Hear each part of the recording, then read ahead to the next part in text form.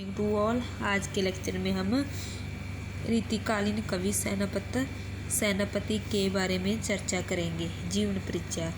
हिंदी साहित्य के प्रमुख कवि सेनापति का प्रमुख रूप से पहचान या अति सुंदर ढंग से जो उन्होंने ऋतु वर्णन करने के कारण हुआ है वह अति प्रसिद्ध। इसके कारण इस कवि को काफ़ी प्रसिद्धि मिली है।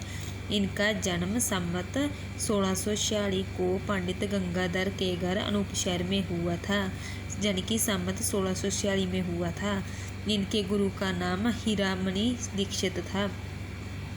इनकी शिक्षा दीक्षा और बाल्यावस्था के बारे में और कोई भी ज्ञान प्राप्त नहीं हुआ। इस बारे में साहित्यकारों में मतभेद पाए जाते हैं, लेकिन कुछ कवि मानते हैं कि वह अपने जीवन के आरंभ में मुस्लिम सरदार के आश्रय में रहे थे, लेकिन उन्होंने अपने जीवन के अंतिम समय में संन्यास धारण कर लिया था और वृंदावन में रहने लगे थे। इस बारे में कहा जाता है कि मुस्लिम दरबारों में उन्हें सम्मान की दृष्टि से लिखा जाता था, लेकिन किसी मुसलमान शासक ने उनके दरबार में उसका अपमान किया था। उसके जातीय गौरव को ठेस लगी थी। इस कारण उन्होंने मुस्लिम दरबारों को छोड़ दिया और संन्यास धारण करके वृंदावन में रहने लगे थे। सेनापति रीतिकालीन कवि थे, लेकिन आचार्य रामचंद्र शुक्ल जी से भक्ति काल का कवि मानते हैं, क्योंकि उसका समय जब उसकी रचनाओं से ऐसा प्रतीक होता है कि जय जहांगीर के समय में हुए थे। जहांगीर का समय भक्ति काल के समय के अंतर्गत आता है। इसका नाम इस कवि को भक्ति काल का कवि भी मान सकते हैं, लेकिन कुछ विद्वान इसको रीतिकाल का कवि मानते हैं, कुछ विद्वान इसको भक्ति काल का कवि मानते हैं। इनके काव्य में दोनों कालों के गुण पाए जाते हैं।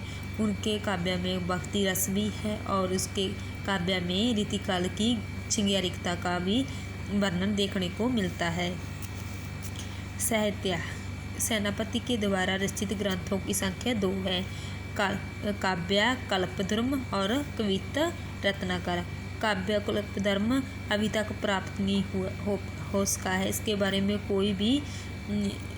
किसी भी विद्वान ने इसके बारे में कुछ नहीं कहा, क्योंकि इसके बारे में किसी को कुछ भी ज्ञात नहीं है। लेकिन जो कविता रत्नाकर ग्रंथ है वह प्राप्त है।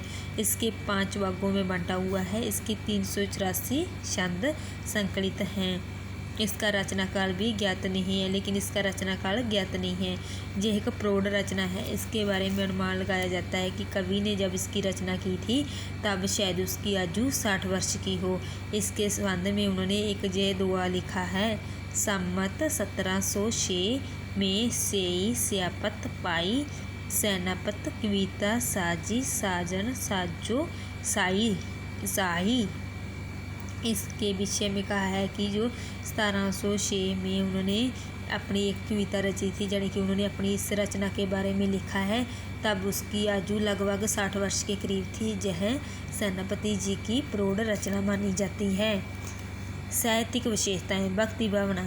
सेनापति की भक्ति से संबंध में कहा जाता है कि उनकी भक्ति में भक्ति रस भी अधिक मात्रा में दिखाई देता है। उनके काव्य में राम भक्ति के गुण पाए जाते हैं। वह राम भक्ति से प्रभावित होकर अन्य देवी देवताओं की आस्था में लीन रहते थे। श्रृंगारिकता। सेनापति को कुछ कवि रीतिकाल का कवि मानते हैं, लेकिन कुछ कवि उसे भक्ति काल का मानते हैं। उसके काव्य में ना तो शुद्ध भक्तिभाव था, ना ही रीतिकाल जैसी घोर श्रृंगारिकता थी। उनके काव्य में कुछ तत्वों में श्रृंगारिकता देखने को मिलती है। उन्होंने श्रृंगार रस के दोनों पक्षों संयोग श्रृंगार और वियोग श्रृंगार का प्रयोग अपने काव्य में किया था। प्रगति चरित्र। सेनापति जी का काव्य जो भी प्रसिद्ध हुआ है वह प्रगति चरित्र के कारण हुआ है। ऋतु वर्णन इसका प्रसिद्ध काव्य संग्रह है जो जगत में काफ़ी प्रसिद्धि प्राप्त की थी। उन्होंने प्रकृति का जगह जगह पर काफ़ी मात्रा में सुंदर वर्णन किया है, लेकिन रीतिकाल के अन्य कवियों ने भी प्रगति चरित्र किया है, लेकिन सेनापति का श्रृंगार ऋतु वर्णन सबसे अतुलनीय है। उसकी किसी से तुलना नहीं की जा सकती। वीरता के भाव। रीतिकाल के कवि सेनापति ने दरबारी वातावरण में रंग साफ साफ दिखाई देता था, क्योंकि वह सर्वप्रथम मुस्लिम शासकों के आश्रय में रहते थे, उनके युद्धों में भाग लेते थे। इस कारण उनके काव्य में वीर रस का होना भी स्वाभाविक है, क्योंकि उन्होंने वीर रस का प्रयोग भी अधिक मात्रा में किया है। अलंकार निरूपण। सेनापति आचार्य कवि नहीं थे, लेकिन उनके काव्य में अलंकारों का सुंदर प्रयोग किया गया है। अलंकारों का प्रयोग हमारी कविता की सुंदरता को बढ़ाता है, उनके में चमत्कार प्राप्त करता है। इस कारण सेनापति ने भी अपनी कविता में रंग भरने के लिए अलंकारों का प्रयोग किया था। भाषा शैली। सेनापति अपने ने ब्रजभाषा का प्रयोग किया था। जो उनकी भाषा थी वह शुद्ध ब्रजभाषा थी, उसमें ओज और मधुर्य गुण की वरदानता थी। लेकिन आगे चलकर उन्होंने ब्रजभाषा के साथ साथ खड़ी बोली का प्रयोग करना भी आरंभ कर दिया था।